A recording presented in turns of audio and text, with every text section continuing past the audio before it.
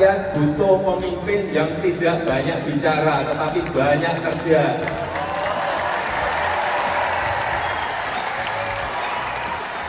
Jadi siapa yang mau kita pilih? Sudah saya sampaikan. Ojo busa-busu. Nanti kalau sudah tiba waktunya, semuanya akan tahu. Pendengarannya Pak, politik kita ini ribet banget ya. Padahal yang menentukan kemenangan itu adalah rakyat. Kedaulatan itu di tangan rakyat. Jadi baik-baiklah kepada rakyat. Halo Sobat Forum, bersama saya Puspita Chandra Dewi. Inilah Forum hari ini.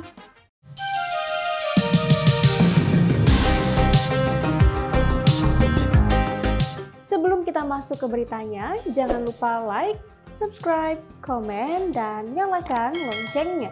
Sekarang, yuk kita ke beritanya.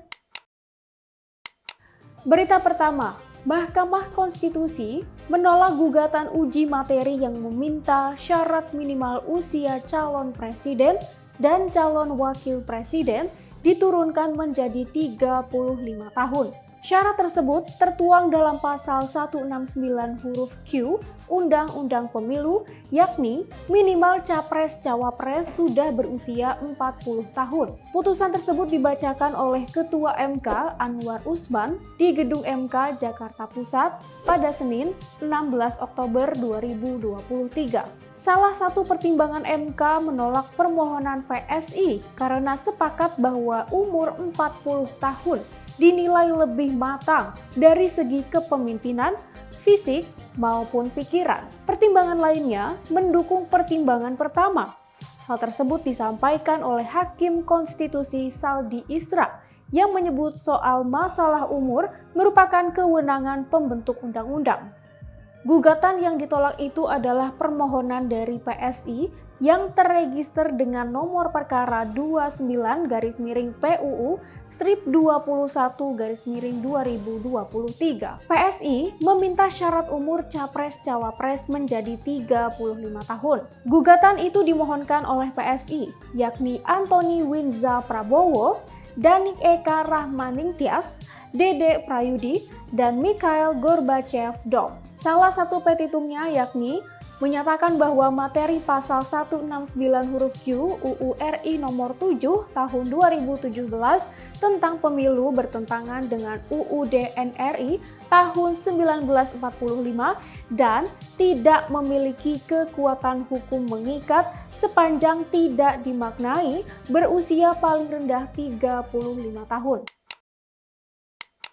Berita berikutnya, penjabat Gubernur DKI Jakarta, Heru Budi Hartono, telah menerima surat keputusan masa perpanjangan masa jabatannya. SK ini diterimanya dari Menteri Dalam Negeri Tito Karnavian. Ia menerima SK itu di kantor Kemendagri pada Senin 16 Oktober 2023. Heru menyebut jabatan sebagai PJ Gubernur DKI Jakarta diperpanjang selama 1 tahun ke depan. Ketika menerima SK tersebut, Heru menyebut mendapatkan pesan dari Tito agar dirinya bekerja dengan baik selama sisa masa jabatannya. Mengacu pada pasal 8 ayat 1 Permendagri nomor 4 tahun 2023 tentang penjabat gubernur, penjabat bupati, dan penjabat wali kota. Masa jabatan PJ Kepala Daerah adalah 1 tahun dan dapat diperpanjang 1 tahun berikutnya setelah evaluasi dari pemerintah pusat. Adapun penunjukan PJ Kepala Daerah merupakan amanat Undang-Undang Pilkada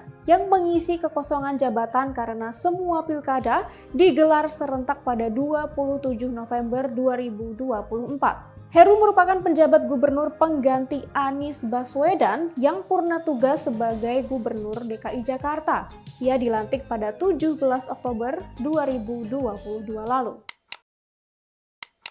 Berita berikutnya, relawan pendukung Presiden Joko Widodo Projo resmi mendeklarasikan dukungan untuk Prabowo Subianto sebagai calon presiden 2024. Deklarasi ini diungkapkan oleh Ketua Umum Projo, Budi Aris Setiadi di depan rumah Prabowo di Kertanegara, Jakarta Selatan pada Sabtu 14 Oktober 2023. Deklarasi ini juga disampaikan Projo usai menggelar Rakernas di Indonesia Arena, Gelora Bung Karno, Jakarta di hari yang sama.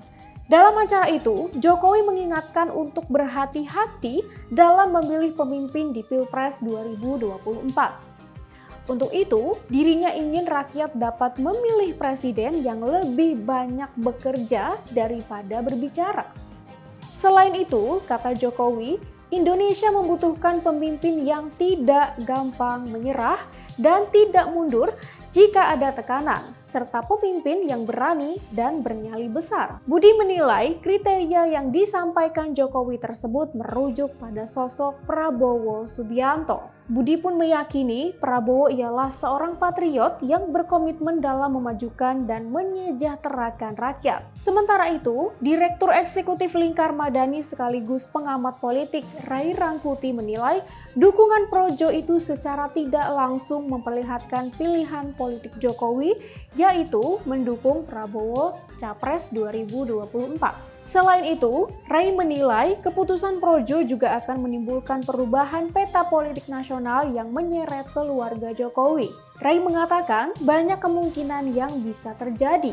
Salah satunya adalah PDIP akan mengevaluasi keanggotaan anak sulung Jokowi, Gibran Raka Buming Raka. Katanya, terlepas dari Gibran akan menjadi cawapres Prabowo atau tidak, kemungkinan besar keanggotaannya akan dicabut oleh PDIP. Berita terakhir, Sekretaris Jenderal PDIP, Hasto Kristianto, tiba-tiba menyinggung soal karma politik jelang putusan batas usia Capres-Cawapres hari ini di Mahkamah Konstitusi. Sebelumnya, ia juga melarang para kader, simpatisan, hingga pendukung Ganjar Pranowo untuk berdemo ke MK. Hasto juga menyebut PDIP tak perlu merespon gugatan tersebut karena baik dan buruknya akan tampak dengan sendirinya. Hasto memperingatkan ketika norma kebenaran dan kebaikan bagi kepentingan umum dilanggar, maka akan ada konsekuensinya. Bahkan ia menyebut akan ada karma politik di setiap keputusan MK. Hasto pun juga meyakini para hakim MK akan menjaga integritasnya. Demikian berita-berita yang dapat kami rangkum untuk forum hari ini, Senin 16 Oktober 2023. Untuk semua sobat forum, jangan sampai lupa terus update berita-berita terkini kalian di www.forumkeadilan.com. Saya Puspita Chandra Dewi, sampai jumpa.